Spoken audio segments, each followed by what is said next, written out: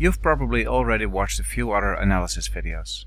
I personally thought the one by GameXplain was really useful, so I advised watching that before our video.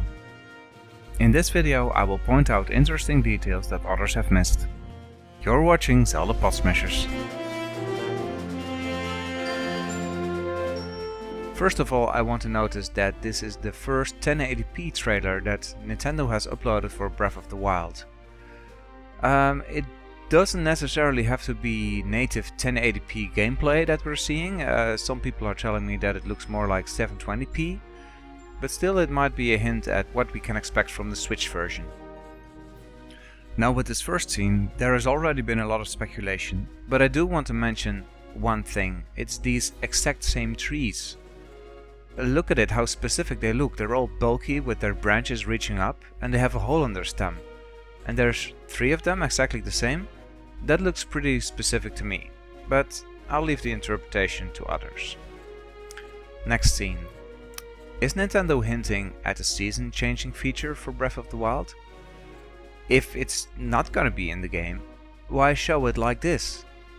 And if it is in the game, then why not show the exact same trees? It's like they're deliberately vague about it. But we have a separate video where we talk a bit more about this. For now, don't assume that the game has passing seasons yet. 2 things I want to mention about this scene. There seems to be a fallen down hollow tree in the distance.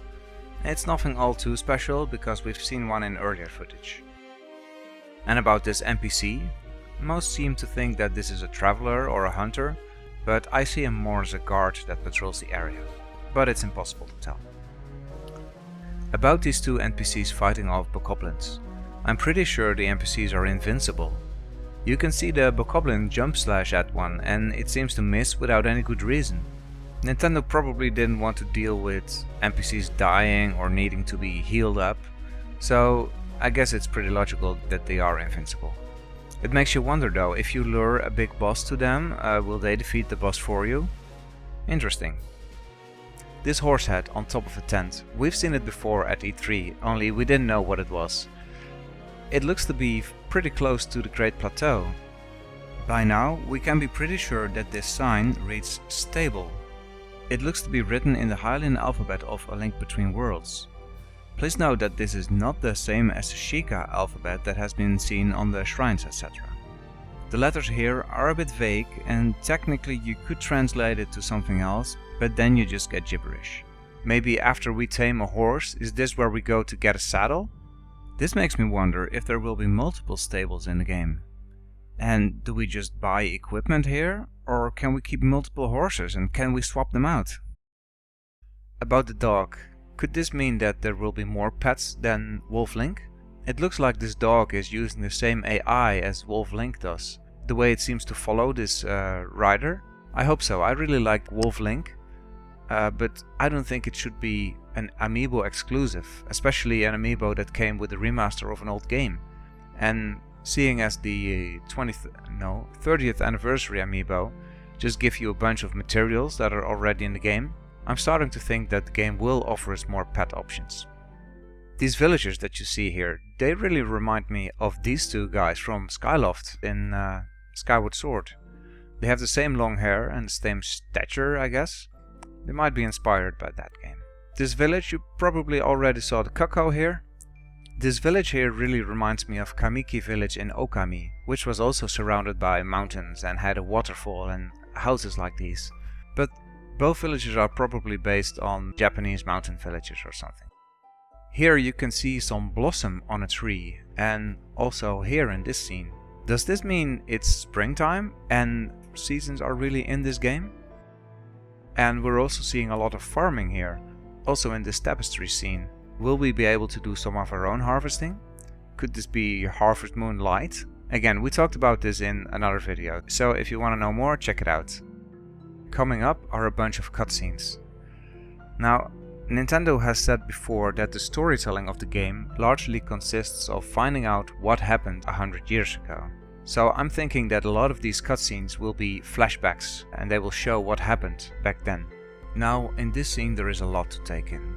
Let's start with Link. Yes, that is the Master Sword.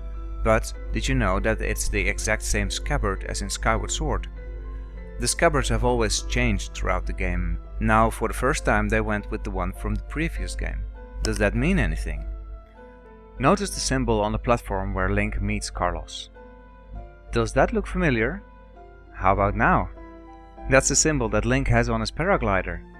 But what does it mean? Did the Birdman make the paraglider for Link? Carlos shoots up into the sky pretty fast. Is he propelled by that huge gust? Perhaps the symbol on the platform marks where Link can jump into a gust, and there will be multiple spots like that in Hyrule. Just imagine the view, by the way. And I don't want to get your hopes up, but would this be another step to a full-on flying mechanic for later in the game? I'm pretty sure Cass and Carlos are the same race. It would be strange to introduce two new bird races in a game, so they're probably different variations or from different tribes or something. The human inhabitants of Skyloft were all based on different birds, so we might see the same thing here. Now, Nintendo doesn't mind coming up with new races instead of recycling old ones, but I want to mention these two guys, the Fokeru and the Foka, from The Adventure of Link. They were enemies back then, but so were the Zora in The Legend of Zelda. They were turned into a friendly race. Wouldn't it be cool to have one of the oldest races finally fleshed out in 3D? Others already talked about the flying ship, the pink and blue color, the possibility of it being a dungeon, the lack of Sheikah Slate on Link's hip, and thus the possibility of it being a flashback cutscene. I just want to note that it could also just mean that Link put down the slate for a moment. But I do like the idea of it being a flashback. About the Birdman that we have named Carlos on Zelda Universe. What I'm wondering is, how does he use his bow? Does he use it with his wings, like Cass plays the accordion? If he wants to shoot while flying, he needs to use his claws. We might find out when we play the game. But about that bow, that's a pretty awesome looking bow. It looks much better than what we have as Link. Can we maybe get this bow? Maybe this will be an unbreakable item as a reward for solving his dungeon or whatever? Okay, battling two guardians at once, which is pretty awesome. Did you notice that in this scene the horse has no saddle? But it does look like the same horse as usual. I think this supports the idea that you can make any horse your own and put a saddle on it. Now, it's hard to see, but it doesn't look like Link cuts off a tentacle. It's still possible. It would be nice, as I talked about in the Giant of Death Mountain video. Okay, so is this Zelda? That's the big question. The game is called The Legend of Zelda, and this is the first female that we see, so it could still be someone else, but for now I'm going to assume that it's Zelda. I agree with others that she's probably carrying a or the Sheikah Slate. I'm actually thinking this could be a scene from the past, where she prepares the Sheikah Slate for when Link wakes up. Look at the way she walks, it's a serious walk, and she almost hugs the thing as if she's doing something very important. Okay, the Calamity Ganon spreading. He's probably overpowering everything, or escaping, we don't know yet. But take a look at what they said in The Wind Waker about Ganon. After his defeat at the hands of the Hero of Time, Ganondorf was sealed away, but not for all time. He was revived, and he returned to Hyrule in a red wrath. Now, it could be coincidence, and I have to say it's not in the Japanese version of the game, but you have to remember that Nintendo recently remade the game. They were working on The Wind Waker HD while they were developing Breath of the Wild. Now everyone's been talking about this fountain, because it looks like it's the one from Twilight Princess. That's a pretty specific reference, I'll give it that, but there have been so many references to other games. It's easy to forget the Temple of Time from Ocarina of Time, the Koroks from The Wind Waker, the Scabbard and the Goddess statues from Skyward Sword, the Master Sword's resting place from A Link to the Past, and now also the alphabet from A Link Between Worlds. One fountain does not mean it's directly related to Twilight Princess. We pot smashers have our own ideas about the timeline placement. If you'd be interested in a video, let me know in the comments below. Here in the last scene, do you remember the gate that I pointed out in my other analysis video? The gate that leads up to the Great Plateau? Maybe this is it. Look at it, it could be. It looks like Link is kneeling here, but I have an alternative theory. To me it looks like Link is sitting there being sad. Maybe he was defeated or he wasn't able to defeat Ganon. And you see Zelda, if it's Zelda, clench her fist in determination. Could this be the last ceremony before Link is being put in a shrine for 100 years? I might make a short separate video for what I think the story could be. Now the last thing I'll notice for this trailer is that everybody seems to be wearing blue. Could this be associated with the blue color of the Sheikah tech, making blue the good color, maybe even a religious color? There's even a piece of blue cloth tied to Carlos' bow. Now that's certainly a lot of blue in Hyrule. Okay, that's all I could find in this trailer. I'm sure there's more to talk about, either because I missed it or because I thought it wasn't interesting enough.